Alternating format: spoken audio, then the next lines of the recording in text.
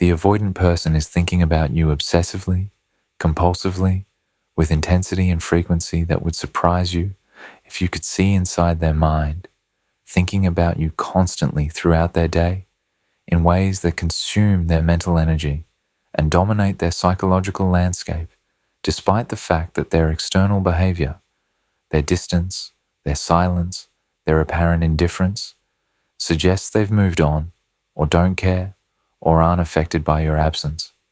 This obsessive thinking is not occasional reminiscence or casual wondering how you're doing, but is consuming preoccupation, where you're the first thing they think about when they wake up and the last thing they think about before sleep, where throughout their day they're having internal dialogues with you, replaying past conversations and interactions, imagining scenarios of reconnection or of things going differently, comparing everyone and everything to you, analyzing your social media for clues about your emotional state and your life, wondering what you're thinking about them and whether you miss them or hate them or have moved on completely, composing messages they never send, rehearsing conversations that never happen, torturing themselves with memories of closeness followed by awareness of current distance and their responsibility for that distance. The obsessive quality means these thoughts are not chosen or controlled, but are intrusive and involuntary, appearing unbidden dozens or hundreds of times per day, interrupting other thoughts and activities, demanding attention, even when the avoidant consciously tries not to think about you, creating mental loop they cannot escape, where trying not to think about you makes them think about you more intensely.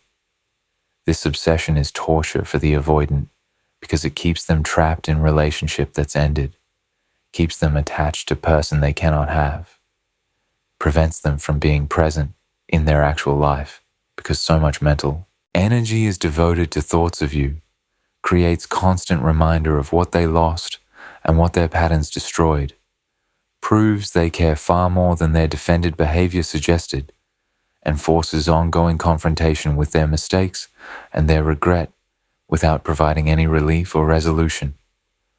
The obsessive thinking intensifies rather than fades over time because absence makes you into mystery they cannot solve. Scarcity increases your perceived value. Failed attempts to replace you with others reinforce your irreplaceability. Their defended strategies provide no genuine distraction from thoughts that persist, regardless of their attempts to suppress them and the unresolved nature of the ending.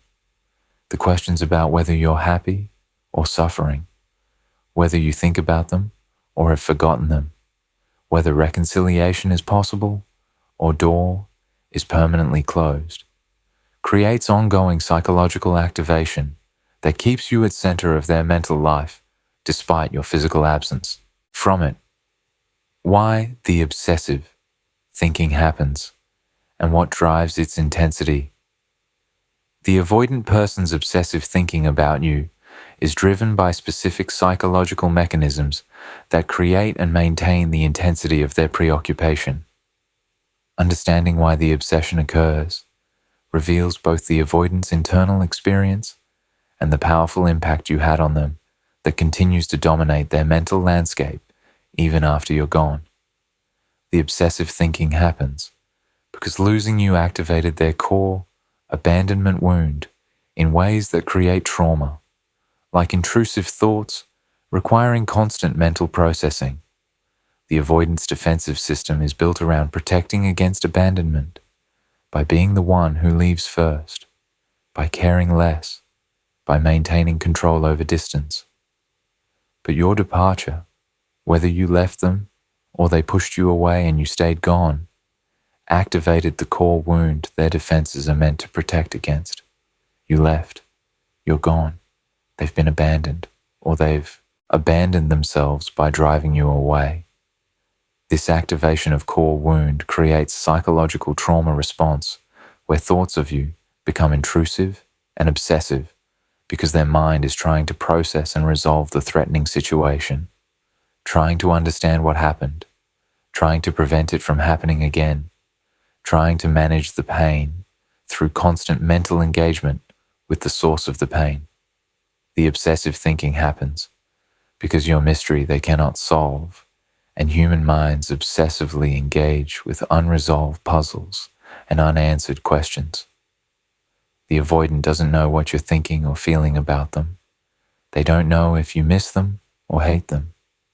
They don't know if you're happy or suffering. They don't know if you ever think about them or have moved on completely. This uncertainty creates what psychologists call the Zeigarnik effect.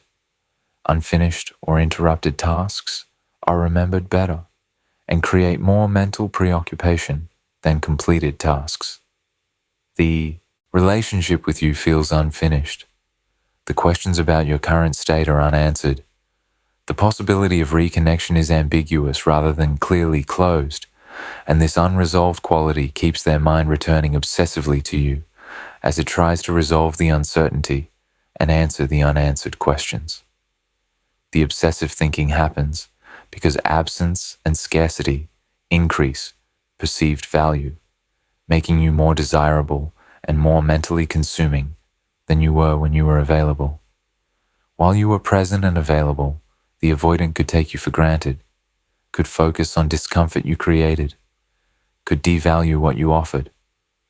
But your absence creates scarcity, and scarcity triggers loss aversion and desire for what cannot be had. You're not available anymore.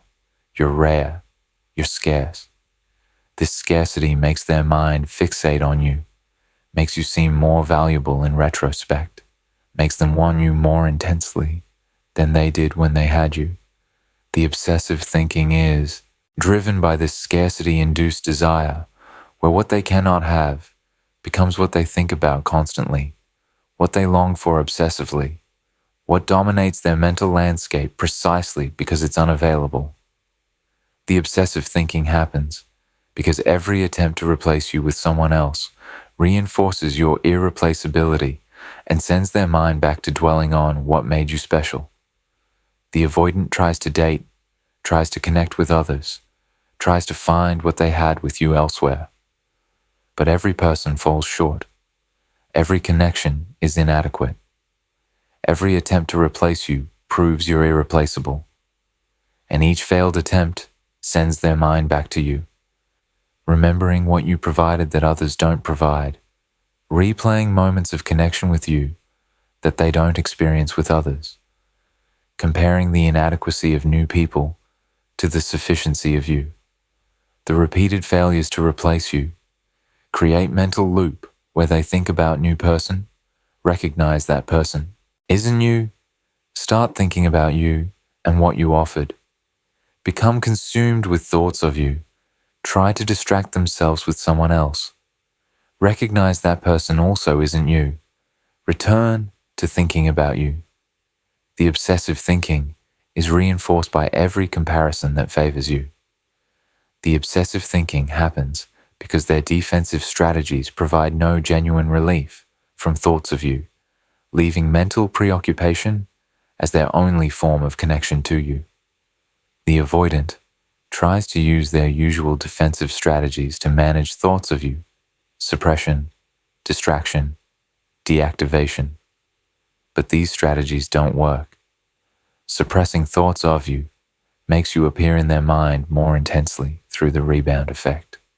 Distracting themselves provides only temporary relief before thoughts of you return. Deactivating their attachment system is impossible because you're already gone. The attachment wound is already activated by your absence, with their defenses failing to provide relief.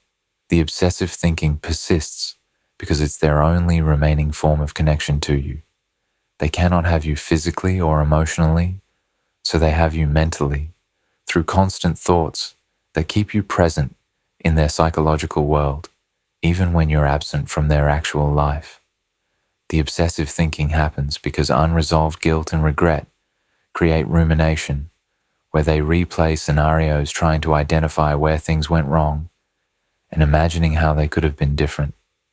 The avoidant carries guilt about how they treated you and regret about losing you. This guilt and regret create ruminative thought patterns where they replay relationship moments, conversations where they were cold, times they withdrew when you needed presence, specific instances where they hurt you, analyzing what they did wrong, imagining alternative scenarios where they behaved differently, torturing themselves with awareness of what they should have done but didn't do. The rumination is attempt to resolve the guilt through mental activity to somehow undo what was done through thinking about it differently, but it only reinforces the obsessive thinking by keeping them mentally engaged with you and with the relationship constantly. The obsessive thinking happens because they're monitoring your life from distance, gathering information about you that fuels further obsessive analysis and speculation. The avoidant looks at your social media, asks mutual friends about you, keeps tabs on your life from distance. Each piece of information they gather, photo you posted, update about your life, report from friend about how you're doing, triggers hours of obsessive thinking. What does the photo mean? Are you happy? Are you with someone? What does this say about how you feel about them? The information gathering that's meant to satisfy their curiosity actually fuels their obsession by providing new material to analyze, new questions to obsess over, new triggers for thoughts about you that consume their mental energy. The obsessive thinking happens because the contrast between what they expected to feel after creating distance and what they actually feel creates cognitive dissonance their mind tries to resolve through constant mental engagement. The avoidant expected that creating distance or ending the relationship would bring relief, would allow them to be happier, would eliminate the discomfort they felt. But instead, they feel worse, more lonely, more miserable, more consumed with thoughts of you. This contradiction between expectation and reality creates cognitive dissonance that their mind tries to resolve by constantly thinking about you, trying to understand what went wrong with their prediction, trying to figure out why they feel this way, attempting to reconcile what they thought would happen with what actually happened. The obsessive thinking is driven by this need to resolve the dissonance, but the thinking itself doesn't resolve it, creating perpetual loop of obsessive mental engagement. The specific forms their obsessive thoughts about you take.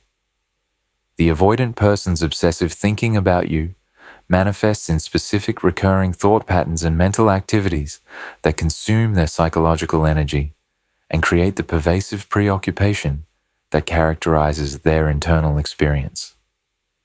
Understanding these specific forms reveals what they're actually thinking about and how their obsession functions day to day.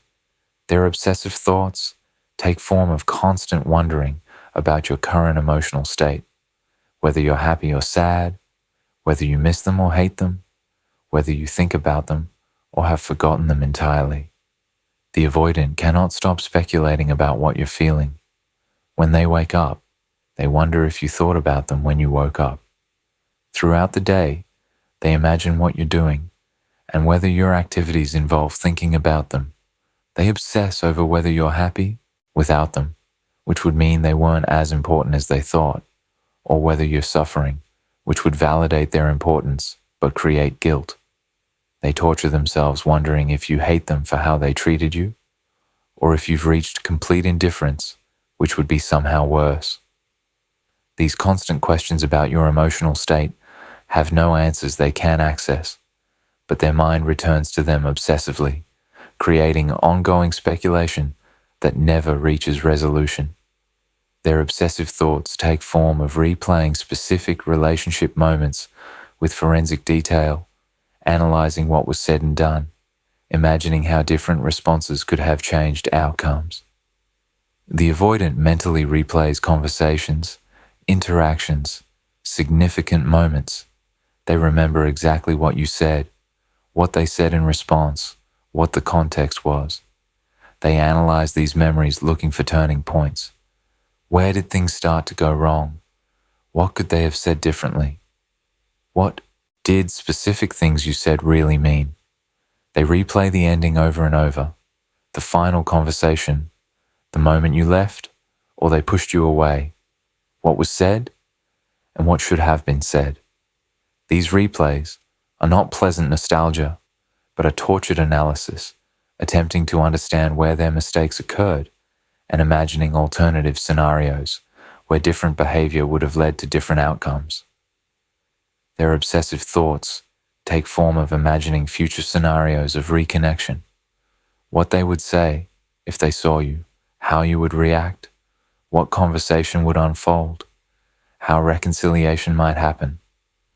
The avoidant constructs elaborate fantasies about encountering you, running into you somewhere, reaching out with perfect message, having conversation where they express what they couldn't express before, and you respond with understanding or forgiveness or willingness to try again. They imagine multiple versions of these scenarios, some where you're receptive, some where you're cold, some where you're indifferent. They rehearse what they'd say, how they'd explain themselves, what they'd apologize for.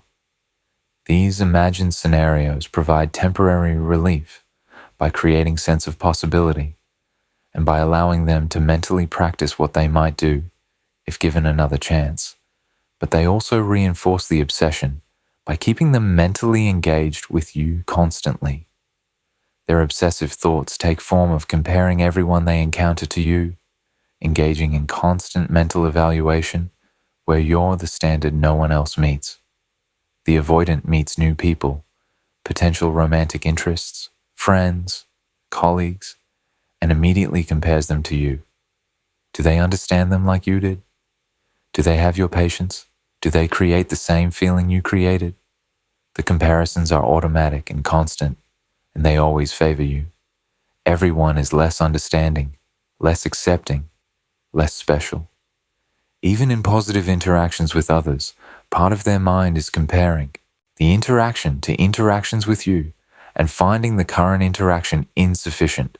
This constant comparison keeps you at center of their mental life because you're the reference point for evaluating all other connections.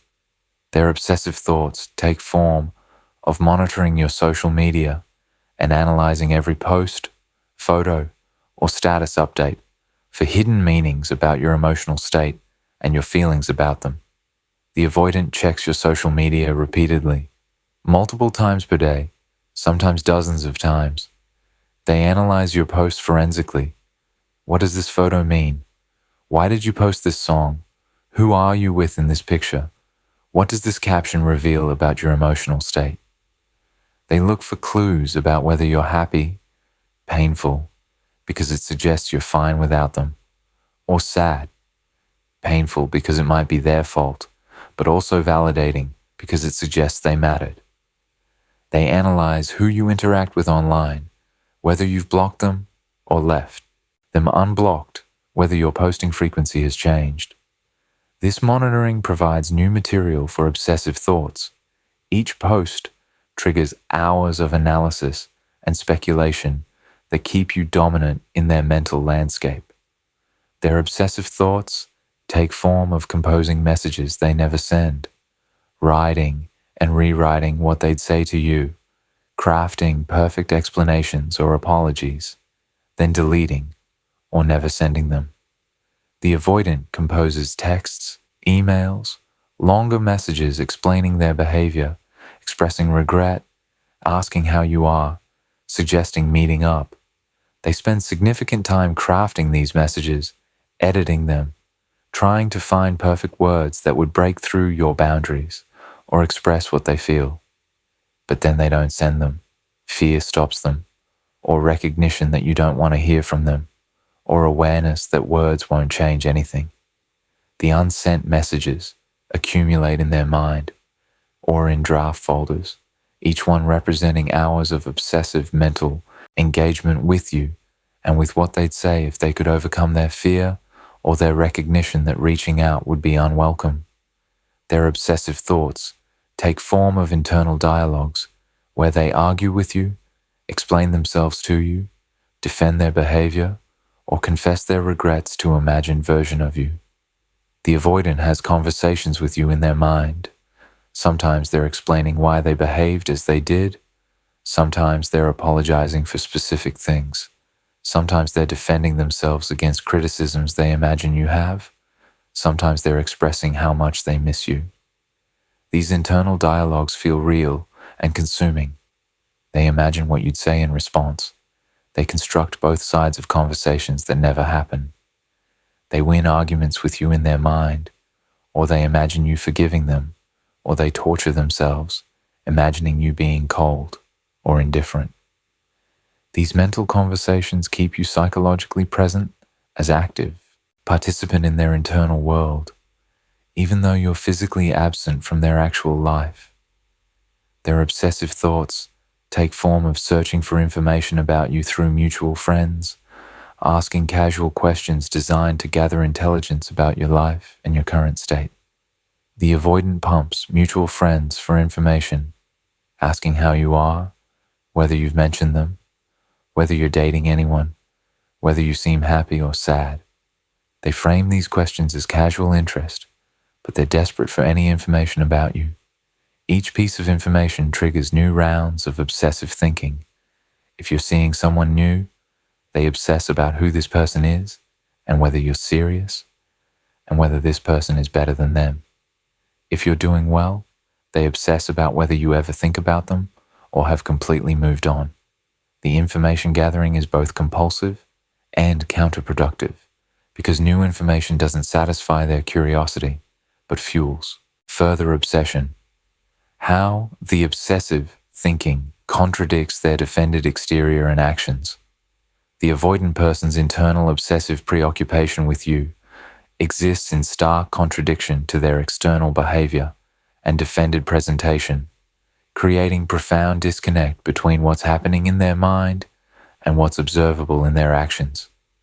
Understanding this contradiction reveals both the depth of their internal experience and the continued operation of their defensive system despite their obsessive attachment. The obsessive thinking contradicts their maintained distance and no contact, where they're consumed with thoughts of you while taking no action to reconnect or communicate.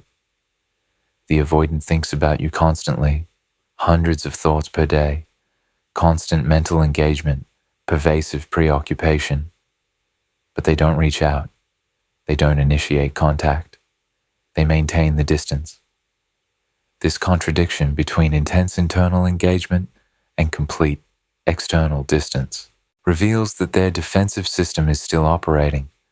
Their fear of vulnerability, their need for control, their avoidance of rejection prevents them from acting on their obsessive thoughts, even though those thoughts dominate their internal life. They're trapped between wanting connection and being too defended to pursue it, between being consumed with thoughts of you and being unable to translate those thoughts into vulnerable action of reaching out. The obsessive thinking contradicts their cold or indifferent demeanor if you do encounter them, where internal turmoil is masked by external composure. If circumstances force the avoidant to interact with you, running into you, being at same event, necessary communication, they appear calm, cold, or indifferent. They're polite, but distant. They show no visible emotional reaction, but internally, they're in turmoil. Their heart is racing. They're hyper-aware of your every word and gesture. They're having intense emotional experience they cannot show. This contradiction between internal intensity and external flatness reveals their defensive performance. They must appear unaffected to maintain their defended position, must hide their true feelings to avoid vulnerability, must present as if you don't matter when internally you're all that matters. The controlled exterior is elaborate mask covering obsessive, internal preoccupation. The obsessive thinking contradicts their dating or involvement with other people, where they're attempting new connections while mentally consumed with you. The avoidant might be dating someone new, might be in a new relationship, might be making attempts to move on, but internally, They're comparing this new person to you constantly, thinking about you during interactions with the new person, mentally checking out of new connection to obsess about old connection with you. The contradiction between attempting to move forward externally while being stuck on you internally reveals that their defensive strategy of replacing you isn't working. They can go through motions of new relationship, but cannot genuinely invest because thoughts of you dominate their mental space and make genuine presence with someone else impossible. The obsessive thinking contradicts their expressions to others that they're fine or that they've moved on, where their words don't match their internal experience. The avoidant tells friends or family they're doing well. They've moved past the relationship. They're happy with their life now. But internally, they're consumed with thoughts of you, miserable about the loss, unable to genuinely move on. This contradiction between what they say and what they feel reveals their defensive presentation extends to how they discuss the situation with others. They cannot admit how affected they are, cannot reveal their obsessive preoccupation, cannot be vulnerable about their suffering, even with people they trust. The performance of being fine while internally falling apart is maintained across all relationships, isolating them further because no one knows their true state. The obsessive thinking contradicts their apparent engagement with their life and activities, where they seem to be functioning normally while internally being consumed with thoughts of you. The avoidant goes to work, maintains social commitments, engages in hobbies and activities. From outside, they appear to be functioning, to be living their life, to be moving forward. But internally, during all of these activities, they're thinking about you. At work, they're having imaginary conversations with you. At social events, they're wondering what you're doing and whether you're thinking about them. During activities, they're comparing the experience to how it would feel if you were there. The contradiction between apparent functioning and internal preoccupation reveals their ability to perform normalcy while being psychologically elsewhere, being mentally trapped in obsessive thoughts about you while physically going through motions of their life. The obsessive thinking contradicts their defensive claims that the relationship wasn't that important or that incompatibility made ending necessary, where their minimization of the relationship's significance contradicts their inability to stop thinking about it. The avoidant might say to others or to themselves that the relationship wasn't right, that you were incompatible, that ending was necessary and healthy. But the obsessive thinking contradicts these defensive claims. If the relationship truly wasn't that important, why can't they stop thinking about you? If incompatibility made ending necessary, why are they consumed with regret and longing?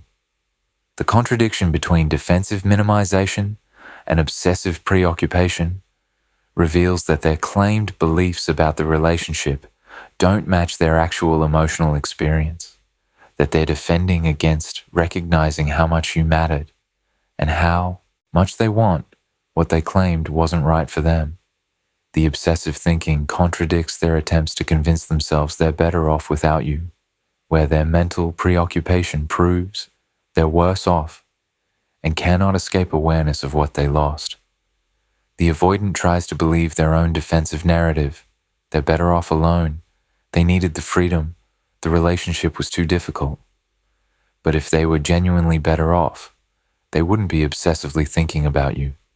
If they truly valued the freedom, they wouldn't be consumed with thoughts of what they lost. The contradiction between what they're trying to believe and what their obsessive thinking reveals proves the defensive narrative is false. They're not better off. They're miserable. And their mind's refusal to let go of you, refusal to stop thinking about you, is evidence that losing you made their life worse, not better, despite what their defensive system claims. The obsessive thinking contradicts their pride and their defended independence, where they're revealing through their mental preoccupation that they need you in ways that contradict their self-image as self-sufficient. The avoidant self-image is built on independence, on not needing anyone, on being self-sufficient. But the obsessive thinking reveals they do need. They need you specifically. They cannot stop thinking about you. They cannot function mentally without constant engagement with thoughts of you. This contradiction between their prided independence and their actual dependence on thoughts of you, for mental engagement reveals their self-image is defense rather than reality, that they're far more dependent and far more attached than their defended presentation suggests, that losing you has revealed their actual need in ways that contradict everything their defensive system claims about not needing anyone. What their obsessive thinking means for you and why it changes nothing. The avoidant person's obsessive, thinking about you while validating certain aspects of your perception and your worth, has specific implications for how you should interpret this information and how you should proceed with your own healing and boundaries. Understanding what their obsession means ensures you use this information wisely rather than allowing it to pull you back into dynamic that hurt you. Their obsessive thinking means you had profound impact on them that validates the depth and significance of the connection you felt. The fact that they cannot stop thinking about you, that you dominate their mental landscape, that they're consumed with thoughts of you, proves the connection was real and significant, that you weren't imagining the depth of what existed between you, that you mattered profoundly, even if their behavior didn't always communicate this. This validation can support your healing by confirming your perceptions were accurate, that your investment was in something real, that the significance you felt was mutual, even if the capacity to honor that significance was not mutual. Their obsessive thinking means they recognize your value more clearly now than they did when they had access to you, confirming the tragedy of their inability to appreciate what they had while they had it. The obsessive preoccupation is evidence that they see your worth now, that they recognize what you provided, that they understand you as special and irreplaceable. This recognition validates that the problem wasn't your value or your worth, but was their inability to recognize and honor that worthwhile you were available. This understanding protects your self-worth from being damaged by their past treatment. They treated you poorly not because you lacked value, but because they lacked capacity to recognize the value that's now painfully obvious to them in your absence. Their obsessive thinking means they're suffering consequences of their patterns in form of constant psychological torment, which is appropriate outcome rather than reason for your guilt or intervention. The obsessive thinking is torture for them, consuming, inescapable, preventing them from moving forward, keeping them trapped in regret and longing. This suffering is consequence of their choices and their patterns, appropriate outcome of having pushed away someone valuable. While you might have compassion for their suffering, you should not feel guilty about it or feel responsible for alleviating it. Their obsessive thinking and the suffering it creates is their burden to carry, their lesson to learn from, their consequence to sit with, as they potentially develop motivation to address their patterns. However, their obsessive thinking does not mean they've changed or developed capacity to be different in actual relationship with you. Thinking about you obsessively doesn't create intimacy tolerance. Being consumed with thoughts of you doesn't develop distress tolerance. Longing for you doesn't address attachment wounds. The obsessive thinking is evidence of attachment and regret, but it's not evidence of transformation or developed capacity. If you took them back, based on their obsessive thinking about you, based on knowing they cannot stop thinking about you, you'd likely find they still have the same patterns, still withdraw when intimacy intensifies, still cannot sustain consistent presence despite their mental preoccupation with you. Their obsessive thinking does not create obligation for you to make yourself available or to respond to any reach-outs motivated by their preoccupation. Their internal experience, their obsessive thoughts, their suffering, their longing is theirs to manage. You don't owe them relief from their obsession through making yourself available.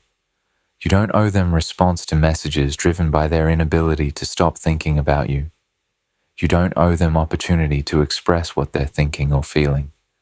Their obsessive thinking is their problem, not your responsibility.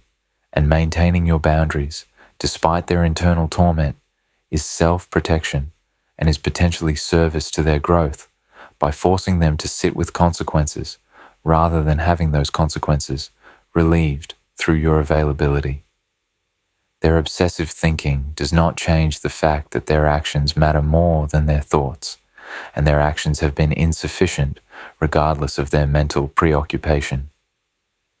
They might think about you constantly, might be consumed with thoughts of you, might be mentally engaged with you every moment, but their actions have been distant, cold, absent, insufficient. They haven't reached out meaningfully.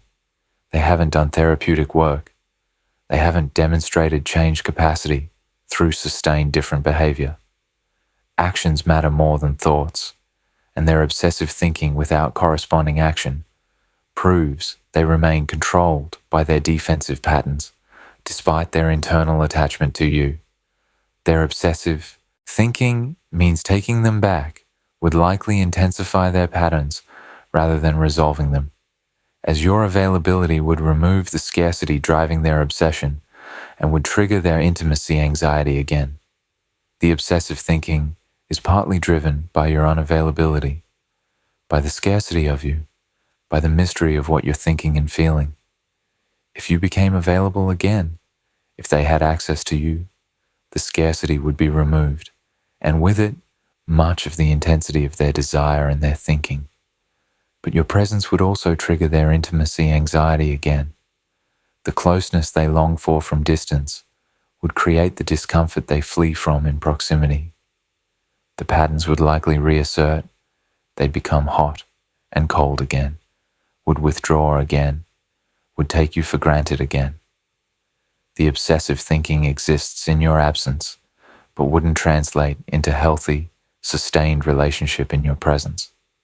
Their obsessive thinking ultimately means you should use this information to validate your worth and the connection's significance while maintaining firm boundaries and continuing your forward movement.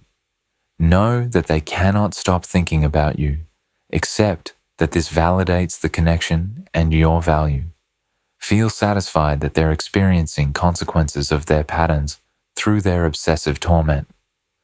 But don't allow their obsessive thinking to change your boundaries, to make you available, to create hope for reconciliation, to prevent you from moving forward with your life. Their mental preoccupation with you is theirs to sit with. Your responsibility is to continue your healing, to build life that serves you, to direct your energy toward people and situations that honor you, rather than toward person whose obsessive thinking about you exists, alongside continued inability to show up for you in ways that actually matter. They can think about you obsessively for the rest of their life. That's their consequence to carry. You move forward, unburdened by their mental state, free to build life and relationships where your presence is honored through consistent action and sustained healthy presence rather than through obsessive thinking from defended distance.